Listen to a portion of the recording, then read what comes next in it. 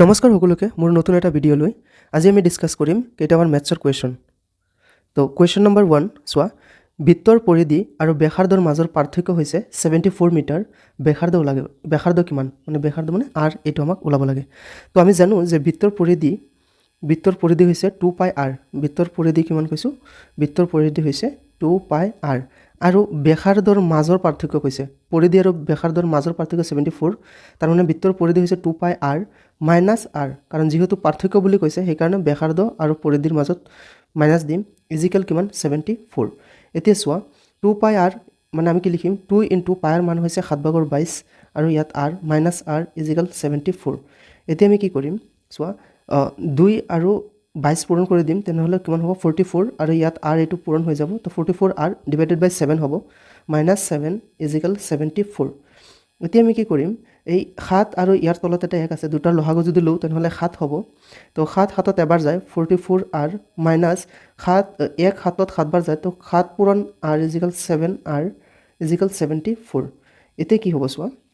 7 আমি লিখিলোঁ, 44ৰ পৰা যদি 7 গুচি যায় তেনেহ'লে কিমান থাকিব? 37r is equal 74। এতিয়া আমি কি কৰিম, rটো এইফালে ৰাখি দিম, বাকী গোটেইখিনি 74 ইনটু এই দুটা যে আছে, এই দুটা আমি কি কৰি দিম,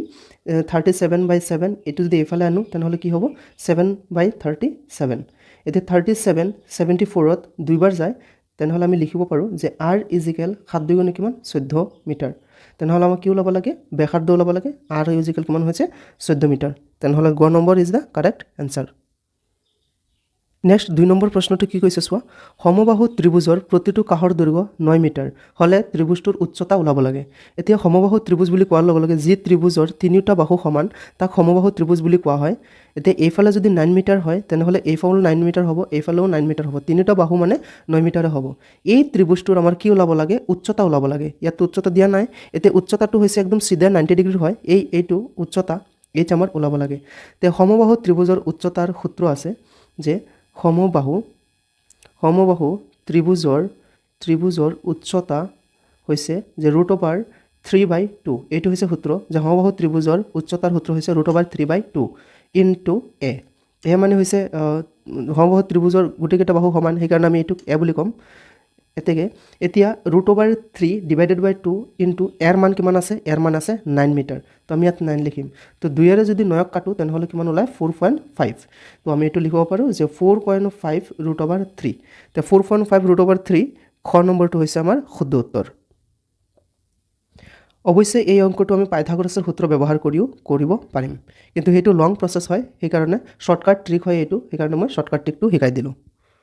3 নম্বৰ প্ৰশ্নটো চাবা, যদি ঘনক এটাৰ মুঠ পৃষ্ঠকালি 96 বৰ্গ চেণ্টিমিটাৰ হয় তেন্তে ইয়াৰ আয়তন কিমান হ'ব? চোৱা, ঘনকৰ মুঠ পৃষ্ঠকালি হৈছে 96। তো আমি জানো যে ঘনকৰ মুঠ পৃষ্ঠকালিৰ এটা সূত্ৰ আছে যে ঘনকৰ মুঠ পৃষ্ঠকালি হৈছে 6a²। তো ইয়াত আমি ঘনকৰ মুঠ পৃষ্ঠকালি কিমান পালোঁ? 96। তো মুঠ পৃষ্ঠকালি আমি কিমান পালোঁ? 96 ইজিকেল 6a²। এতিয়া চোৱা, এই 6 এৰ লগত পূৰণ হৈ আছে, এইফালে আহিলে কি হৈ যাব? হৰণ হৈ যাব, মানে ডিভাইড হৈ যাব, আৰু এইফালে a²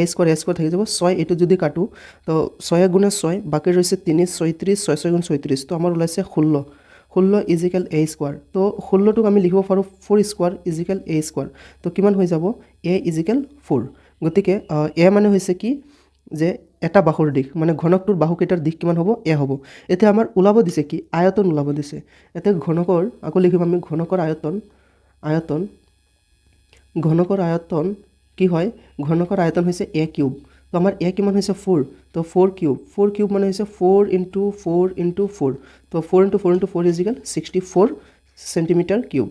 তো এনচাৰ হৈছে ঘ নম্বৰটো হৈছে কাৰেক্ট এনচাৰ, 64 ঘন চেণ্টিমিটাৰ। কুৱেশ্যন নম্বৰ 4 চাবা, যদি এটা সংখ্যাৰ 16% 216 হয় তেনেহ'লে সংখ্যাটোৰ 27% কিমান হ'ব? মানে এটা সংখ্যা কৈছে, এই সংখ্যাটোতো আমাক দিয়া নাই, তেনেহ'লে আমি সংখ্যাটো কিমান ধৰি ল'ম? x ধৰি ল'ম। তো xৰ 16% কিমান হয়? 216। যিটো xৰ ভেলু ওলাব সেই xৰ ভেলুটোক আকৌ 27% কৰি দিম, আমাৰ এনচাৰ ওলাই যাব। তো যিটো সংখ্যা আছে সেইটো সংখ্যা আমি নাজানো, তো সংখ্যাটো কিমান ধৰি ল'লোঁ? x। তো xৰ কিমান পাৰ্চেণ্ট কৈছে? xৰ 16% equal 216। That's means x × 16/100 equal 216 তো এতিয়া আমি কি কৰিব পাৰোঁ যে এক্সটো এইফালে ৰাখি দিওঁ বাকী গোটেইকেইটা যদি সেইফালে লৈ যাওঁ তেনেহ'লে 216 ইনটু কি হ'ব এইটো ভগ্নাংশটো উলটি যাব তো 100 ডিভাইডেড বাই 16 এতিয়া যদি আমি 4 4 4 গুণ 16 আৰু 4 যদি 100 কাটো তেনেহ'লে কেইবাৰ যাব 25 বাৰ যাব এতিয়া 4 দি যদি 216 কাটো তেনেহ'লে কিমান বাৰ যায় চাওঁ 4 5 গুণ কিমান 20 আছে 21 16 4 4 গুণ 16 তো x equal 54 into 25 equal x equal 54 আৰু 25 যদি ইনটু কৰোঁ তেনেহ'লে আমাৰ এনসাৰ ওলায় 1350 xৰ ভ্যালু হৈছে 1350 মানে যেটো সংখ্যা ধৰিব লাগে সেই সংখ্যাটোৰ আমাৰ ভ্যালু কিমান ওলাইছে 1350 এতিয়া 1350 ৰ 27% কিমান হ'ব আমি হেতু চাব লাগে তো এটো আমি চাই দিও 1350 ইনটু 27% কিমান হ'ব চোৱা 1350 ইনটু 27 বাই 100 এতিয়া এটা 0 কাটি দিলো এতিয়া যদি আমি 5 ৰে কাটো 5ত এইটো দুইবাৰ যাব 5 ৰে কাটিলে এইটো 5 2 গুণ 10 13 35 5 7 গুণ 35 এইটো ওলাইছে বাকি ডিভাইডেড বাই 2 তো এটা আমাৰ आंसर কিমান ওলাব 2 আৰু 27 পূৰণ কৰিলে আমাৰ কিমান ওলায় 729 তো 2 ৰে যদি 729 ক কাটো তেনেহলে কিমান ওলাব চাও 2 এটো যদি কাটো 2 3 গুণ 6 আছে 7 হৈ যাব 12 2 6 গুণে 12 আৰু ইয়াত 9 আছে 9 থাকিলে 4.5 ওলাব তো आंसर ওলাই যাব আমাৰ 364.5 তো ঘ নম্বৰটো হৈছে আমাৰ শুদ্ধ উত্তৰ কুৱেশ্যন নম্বৰ 5 চাবা যদি একেৰাহে দুটা ৰেহাই 20% আৰু 5% হয় তেনেহলে একক ৰেহাই কিমান হ'ব মানে মুঠ ৰেহাই কিমান হ'ব আমাৰ হেতু ওলাব লাগে তো একেৰাহে দুটা ৰেহাই যদি 20% ৰেহাই দিয়া হয় ধৰো আমি 100 ৰ যদি 20% ৰেহাই দিয়া হয় 100 ৰ 20% কিমান হ'ব এটো কাট তা থাকিব 20 তো 100 ত যদি আমি 20% ৰেহাই দিও তেনেহলে প্ৰথম ৰেহাই কিমান হৈছে 20 তো বস্তুৰ মূল্যটো আমি ধৰিছিলো 100 তো 100 ৰ পৰা 20 যদি ৰেহাই দি দিয়ে 20 মাইনাস হৈ যাব তেনেহলে সামগ্ৰীবিধৰ মূল্য হৈ যাব 80 रुपीस আকৌ কৈছে 5% ৰেহাই দিয়া হৈছে তো 80 ৰ ওপৰত যদি আমি 5% ৰেহাই দিও তেনেহলে আমাৰ কিমান ওলাব চাও 80 ইনটু 5 বাই 100 তো আমি এটো কাটি দিলো এতে 5 এটো দুইবাৰ যাব 2 8ত 4 বাৰ যাব তো আমাৰ কিমান ওলাইছে আকৌ ৰেহাই ওলাইছে আমাৰ 4 ওলাইছে আকৌ ৰেহাই আমাৰ কিমান 4 ওলাইছে প্ৰথম ৰেহাই হৈছে 20 দ্বিতীয় ৰেহাই হৈছে 4 তো 20 আৰু 4 যোগ কৰিলে 24 তো কাৰেক্ট आंसर হৈছে খ number 24% is the correct answer কাৰণ ইয়াত আমাক ৰেহাই ওলাব দিছে মুঠ ৰেহাই কুৱেশ্যন নম্বৰ 6 চাবা তৃতীয় সংখ্যাতকৈ দুটা সংখ্যা ক্ৰমে 20% আৰু 5% বেছি তৃতীয় সংখ্যাটো যেটো আছে হেতুতকে মানে দুটা সংখ্যা 20% আৰু 50% বেছি তেন্তে প্ৰথম দুটা সংখ্যাৰ অনুপাত কিমান হ'ব প্ৰথম দুটা অনুপাত মানে প্ৰথম তো এইটো আৰু এইটো আছিল আৰু তৃতীয় এটা সংখ্যা ধৰিছিল তৃতীয় সংখ্যাতকৈ যদি 20% বেছি হয় তেনেহলে প্ৰথম সংখ্যাটো কিমান হ'ব 120 হ'ব অফ কোৰ্স আৰু অনুপাত ওলাব লাগে তে আমি ইয়াত অনুপাত দি দিলো আৰু তৃতীয় সংখ্যাতকৈ দ্বিতীয় সংখ্যাটো কিমান 50% বেছি 50% বেছি মানে 150 হ'ব মানে 100 ৰ লগত প্লাস কৰিলে 20% বেছি মানে 120 আৰু 50% বেছি মানে 150 তো ইয়াত আমি যদি 0 কাটি দিও আৰু ইয়াত বাকি 3 ৰে 4 বাৰ যাব 3 ৰে 5 বাৰ যাব তো 5 আৰু 4 মই কাটিব নোৱাৰো তো এটো কি অনুপাত হ'ব 4:5 তো কাৰেক্ট आंसर হৈ যাব আমাৰ গ নম্বৰটো হৈ যাব কাৰেক্ট आंसर 4:5 কুৱেশ্যন নম্বৰ 7 চাবা যদি কোনো সামগ্ৰী 6% আৰু 4% লাভত বিক্ৰী হয় যদি সামগ্ৰীসমূহৰ বিক্ৰী মূল্যৰ পাৰ্থক্য 3 টকা হয় তেন্তে সামগ্ৰীটোৰ ক্ৰয় মূল্য কিমান হ'ব সামগ্ৰীটোৰ ক্ৰয় মূল্য আমাৰ ওলাব দিছে ইয়াত সামগ্ৰীটো প্ৰথমত বিক্ৰী কৰাৰ পিছত 6% তাৰ পিছত 4% দুটা লাভ হৈছে আৰু সেই দুটা লাভৰ যেটো পাৰ্থক্য আছে সেই পাৰ্থক্যটো হৈছে কিমান 3 টকা তো এইটো আমি এনেকৈ লিখিব পাৰো যে সামগ্ৰীবিধৰ প্ৰথমত 6% হৈছিল -4% এই দুটা মিলি আমাক পাৰ্থক্য কিমান হৈছে 3 গতিকে 6% ৰ পৰা 4% গুছি যোৱাৰ লগে লগে 2% থাকিব মানে 2% হৈছে 3 এতে 2% ৰ লগত যদি আমি এটো 100 কৰিব লাগে কাৰণ সামগ্ৰীৰ কথাটো মূল্যটো আমাক কোৱা নাই যেটো আমি 100 ধৰি লম তো 2% ৰ লগত 100% কৰিবৰ কাৰণে 2 ৰ লগত আমি 50 ইনটু কৰিব লাগিব 50 যদি এইফালে ইনটু কৰো তেনেহলে 100 হৈ যাব আৰু 3 ৰ লগতো সেম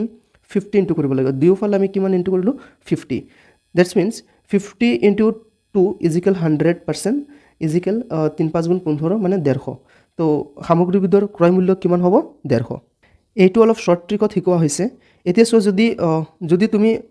মেথছটো কৰিব পৰা নাই বা বুজি পোৱা নাই তেনেহ'লে তুমি এনেকুৱা কৰিব পাৰা যে অপশ্যনৰ পৰাও আমি এনচাৰ চাব পাৰোঁ যেন প্ৰথম অপশ্যনটো হৈছে 100 এতিয়া 100ৰ 6% হ'বতো 6 আৰু 100ৰ 4%টো হ'ব 4 এতিয়া 6ৰ পৰা 4 যদি গুচি যায় তেনেহ'লে থাকিব 2 কিন্তু আমাক কৈছে যে মূল্য বিক্ৰী মূল্যৰ পাৰ্থক্য 3 তেনেহ'লে প্ৰথমটোতো এনেও নহ'ব বাকী আমি যদি ছেকেণ্ডটো ট্ৰাই কৰোঁ 150 আছে সেই 150 যে আছে সেই 150ক আমি 6% কৰি দিম 150 ইনটু 6% যদি কৰোঁ 6/100 হ'ব এতিয়া 0 0 কাটি দিলোঁ আমাক 2 এইটোত 3বাৰ যায় 2 এইটোত 5বাৰ যায় এইটো 5 এইটোত 5 15ত কেইবাৰ যাব 3বাৰ যাব তো 3 3 গুণ কিমান হৈছে 9 হৈছে ছেকেণ্ডটো হৈছে 4% লাভ হৈছে তো 150ৰ 4% কিমান হ'ব 150 ইনটু 4% 4/100 এতিয়া যদি আমি 0 0 কাটি দিওঁ 2 কাটিলে 2 দুবাৰ যাব 2 এইটোত কেইবাৰ যাব 5বাৰ যাব আৰু 5 15ত কেইবাৰ যাব 3বাৰ যাব তো 3 2 গুণ কিমান 6 এতিয়া চোৱা প্ৰথমটোত যেতিয়া 6% লগোৱা হৈছে তেতিয়া 9 ওলাইছে আৰু ছেকেণ্ড যেতিয়া 4% লগোৱা হৈছে তেতিয়া কিমান ওলাইছে 6 ওলাইছে তো 9ৰ পৰা 6 গুচি গ'লে 3 তো পাৰ্থক্য আমাৰ কিমান আছিল প্ৰথমতে পাৰ্থক্য দিয়া আছিল 3 তো এইটোৱে হৈ যাব আমাৰ কাৰেক্ট এনচাৰ অপশ্যনৰ পৰাও আমি উত্তৰ ওলাব পাৰোঁ 8 নম্বৰ প্ৰশ্নটো চাবা ABC ত্ৰিভুজৰ BC কাষটো অলৈ বৃদ্ধি কৰা হ'ল এটা ABC ত্ৰিভুজ আছে তাৰ BC যেটো কাষ আছে হেতু অলৈ বৃদ্ধি কৰা হ'ল যদি কোণ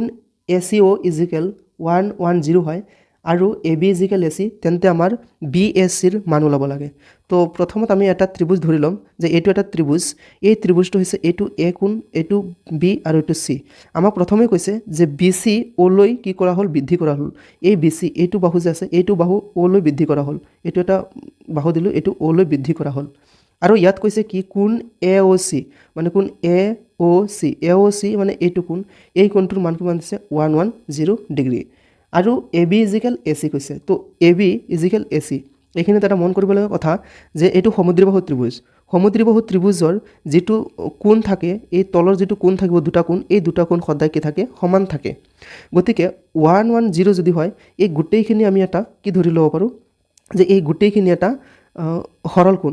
কোণ কিমান হৈছে 180 ডিগ্ৰী ইয়াৰ পৰা কৈছে এইখিনি হৈছে 110 তো 110 যদি আমি মাইনাস কৰি দিওঁ তেনেহ'লে বাকি এই কোণটো মান ওলাই যাব চিৰ কোণটো মান ওলাই যাব গতিকে এইটো মাইনাস কৰি দিয়াৰ লগে লগে ইয়াত আমাৰ কিমান ওলাই যাব 70 ডিগ্ৰী তো এই কোণটো যদি 70 ডিগ্ৰী হয় তেনেহ'লে অফ কোৰ্স বি কোণটো কিমান হ'ব 70 ডিগ্ৰী তো A কোণ 70 ডিগ্ৰী B কোণ 70 ডিগ্ৰী আৰু আমাক ওলাব লাগে কোণটো যে কোণ BAC মানে কোণ BAC মানে এই কোণটো আমাক কি কৰিব লাগে ওলাব লাগে যদি আমি এই কোণটো ওলাব যাওঁ তেনেহ'লে আমি কি কৰিম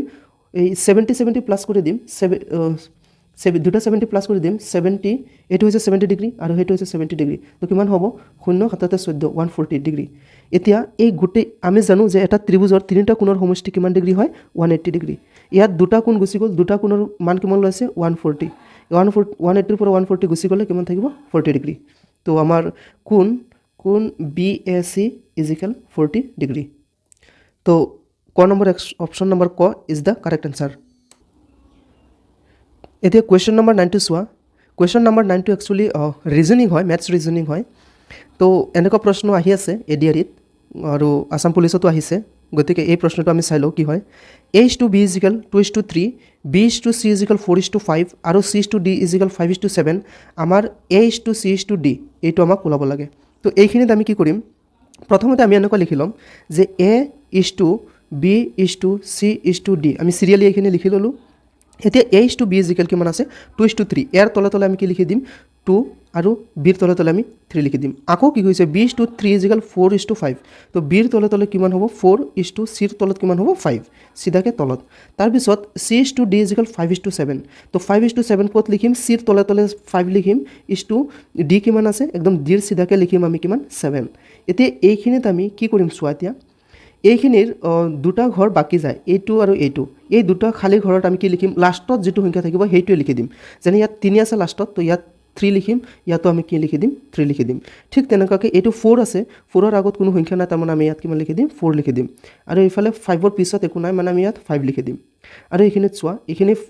দুটা ঘৰ খালি আছে এইটো আৰু এইটো এই দুটাত আমি কিমান বহাই দিম এই দুটা 5 টো এক্সপ্লেইন কৰি দিম ইয়াত 5 আৰু ইয়াতো কিমান হৈ যাব 5 হৈ যাব তো এতিয়া আমি গোটেই কেইটা পূৰণ কৰিব লাগিব এতিয়া যদি আমি গোটেই কেইটা পূৰণ কৰোঁ বহুত ডাঙৰ হৈ যাব এইখিনিত আমি এটা সহজ উপায় এটা কৰিব পাৰোঁ এইখিনিত চোৱা এইটো ইয়াত 5 আছে ইয়াতো 5 আছে ইয়াতো 5 আছে ইয়াতো 5 আছে গোটেই কেইটা 5 আমি কাটি দিব পাৰিম এইটো 5 এইটো 5 এইটো 5 এইটো 5 গোটেই কেইটা 5 কাটি দিলোঁ একেৰাহে এতিয়া কিমান হ'ব 7 3 গুণ কিমান হ'ব 21 হ'ব ইছটো 3 5 গুণ কিমান হ'ব 15 হ'ব আৰু 4 3 গুণ কিমান হ'ব 12 হ'ব আৰু 2 4 গুণ কিমান হৈছে 8 এইখিনিৰ পৰা আমি কি ওলাব লাগে এ সি ডি